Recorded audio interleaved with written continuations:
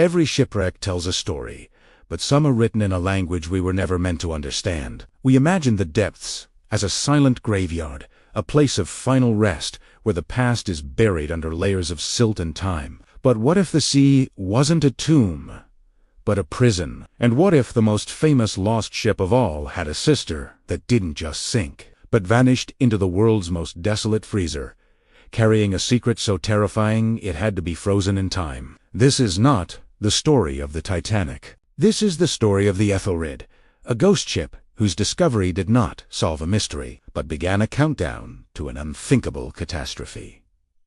Let us know where you are watching from, and what time you found this video. It wasn't supposed to be their Dr. Eris Tournay submersible. The Nix was mapping the underside of the Thwaites Glacier in Antarctica, a place of crushing pressure and perpetual night. The sonar pingbag was an impossibility, a jagged, linear scar on the seafloor that resolved, meter by meter, into the silhouette of a colossal steamship. It was a vessel straight out of a bygone era. 4 funnels, though one was clearly a dummy, a sweeping bow, and decks layered like a wedding cake. It was a ghost, a sister to the Titanic, but this one was pristine, encased not in rust, but in a crystalline tomb of clear, blue ice. The world's databases had no record of a ship of this class sinking here. They called it Ethelred, a name found etched on a lifeboat davit, a name lost to history. The news, when it broke, was a global earthquake. Abandoned Titanic-like ship found intact after 90 years under ice. But the word abandoned was the first clue that this was no ordinary wreck. There were no signs of collision, no gaping holes from an iceberg. It was as if the sea itself had gently taken the ship and frozen it in a single, breathless moment. I was part of the first manned expedition to board her. The process was surreal. We used thermal drills to gently melt passageways through the ice, like archaeologists diffusing a bomb. The moment we breached the grand staircase, the air that sighed out was cold, dry, and carried a scent that haunts me to this day, of old wood, mothballed wool, and ozone. The ship was a time capsule, but one frozen at the peak of a party. Tables in the dining saloon were set with fine china crystal glasses, still held the dregs of wine, turned vinegar, and a string quartet's instruments, laid carefully on their stands, as if the musicians had merely stepped away for a smoke. But the silence was deafening. There were no bodies, no skeletons in the staterooms, no remains in the wheelhouse. The ship's logs were a final, maddening puzzle. The last entry, dated October 12, 1933, was written in a frantic, shaky hand. The aurora is not in the sky. It is in the water. It sings. The men are drawn to it. They walk, but do not return. The silence they leave behind is louder than the engines ever were. We are sealing the hatches. God help us. It is coming through the walls. We found evidence of their panic. Hatches were welded shut from the inside.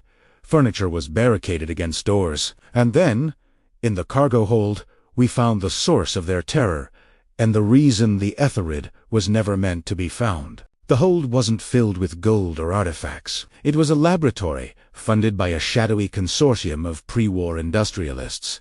They weren't transporting cargo. They were conducting an experiment. In the center of the room, suspended in a complex cage of glass and tungsten, was a pulsating, amorphous mass of light. It was neither solid nor gas, but something in between, shimmering with a faint, melodic hum aurora of the logs. Our ship's physicist, Dr. Chun, went pale. "It's a Bose-Einstein condensate," she whispered, her breath misting in the frigid air, "a state of matter that should be impossible to stabilize at this scale."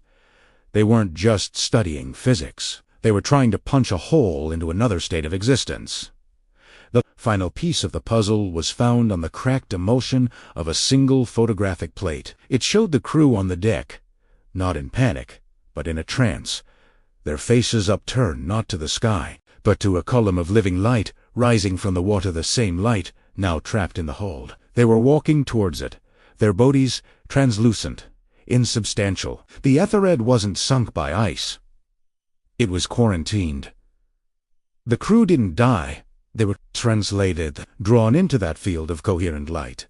Their very molecular structure unraveled and woven into the energy of the aurora. The captain, in a final act of desperate humanity, managed to seal the ship, trapping the phenomenon inside, and sacrificing himself and his crew to save the world from a beauty too terrible to behold. Our expedition was ordered to withdraw. The official story is that the structural integrity was too compromised, that the Etherid is too dangerous to revisit. They are using charges to collapse the ice tunnel we made, entombing the ship once more. But sometimes, in the dead of night, I pull up the audio recording from my suit. Under the hum of the ship's generators and the creak of the ice, if you listen closely, you can hear it. Not a scream, not a cry for help.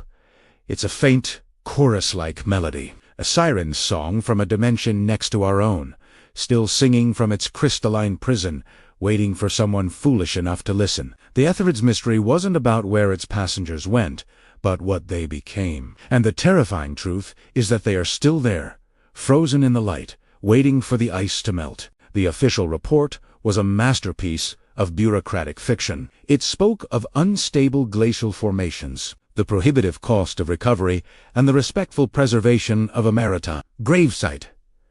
They awarded us medals for our courageous exploration in a closed-door ceremony, their handshakes firm, their eyes warning us to stick to the script. But you cannot unsee what we saw.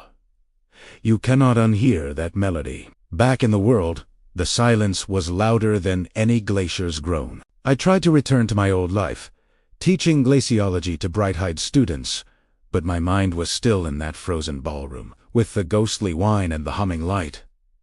Dr. Chun resigned from her university post and vanished into a private research institute, her emails becoming increasingly terse and cryptic. The others, the Marines and engineers, seemed better at compartmentalizing, or perhaps they were just better at pretending. The break came from an unlikely source, a hobbyist radio astronomer named Elias Vance.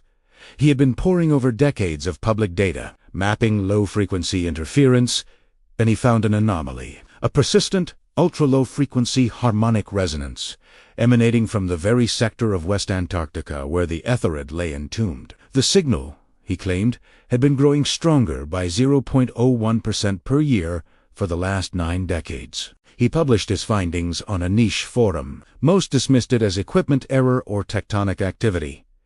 But I knew. I heard the ghost of that hum in his data plots. I contacted him, and within a week we were in a rented warehouse on the outskirts of surrounded by humming servers and Elias's homemade antenna array. It's not just a signal, Dr. Thorne, Elias said, his eyes wide with a zealot's light. It's a carrier wave, and it's modulating. He played it for me.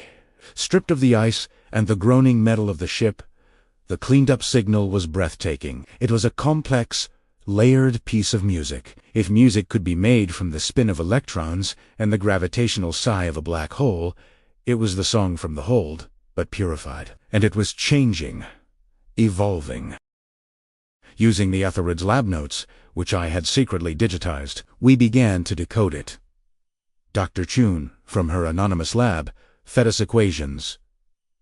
The aurora wasn't just singing. It was processing. It was using the computational substrate of the trapped crew's consciousness, their memories, their knowledge, their very essence to solve a problem. The modulations in the signal were calculations of staggering complexity, focused on a single, terrifying output, a set of coordinates and a precise temporal time. The coordinates pointed to a seemingly empty patch of the South Pacific. The time stop was just 3 months away. That's when the first one approached me. A man in an impeccably tailored suit, waiting for me in my apartment.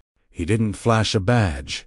He didn't need to. The Etherid is a closed book, Dr. Thorne, he said, his voice calm and pleasant. Some pages are best left unread. For the good of the world, primera playet dum. He didn't believe me for a second. As he left, he placed a small, polished stone on my table. It was a piece of larvikite, its feldspar crystals catching the light like a galaxy trapped in rock. A souvenir from Norway, he said. A reminder that the Earth keeps its secrets well. The message was clear. They were the descendants of the consortium that had funded the Etherid's doomed voyage. They had been monitoring the situation for 90 years, and they were not the only players. A rival group. A faction that saw the aurora not as a threat to be contained, but as a tool to be wielded, made contact next. Their offer was simple. Help them retrieve the core of the phenomenon before the consortium could destroy it. Their argument was seductive. They spoke of limitless energy, of transcending human limitation, of a new renaissance. They showed me blurred photographs of the consortium's private research, failed attempts to replicate the Etherid success that had left test subjects as puddles of dissociated protein.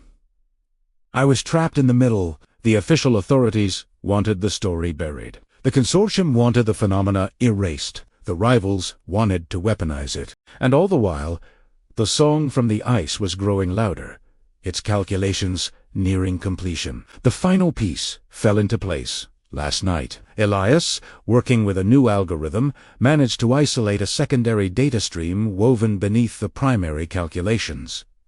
It wasn't music or math. It was a message, a simple, repeating loop, built from the fragmented consciousness of the Etherid's crew. It wasn't a cry for help. It was a warning, broadcast directly into the minds of those who could hear it. The door must not be opened. The key is not for us. We are the lock. The crew isn't just powering the phenomenon. They are containing it. Their sustained, coherent consciousness is the only thing holding the aurora in a stable state. The calculations it's performing, they're not for our benefit. They are the phenomenon figuring out how to blow the lock. The timestamp isn't an invitation. It's a countdown to an unsealing. I am writing this from a secure terminal. I am sending this to every major news outlet and scientific body I can think of, though I doubt it will get far. They are watching. They are always watching. The world is focused on its petty squabbles, unaware that the greatest threat to its existence isn't a bomb or a virus, but a beautiful, terrible song, sung by 300 lost souls from the heart of an icebound tomb. We went to solve a mystery. Instead, we found the trigger, and the clock is ticking.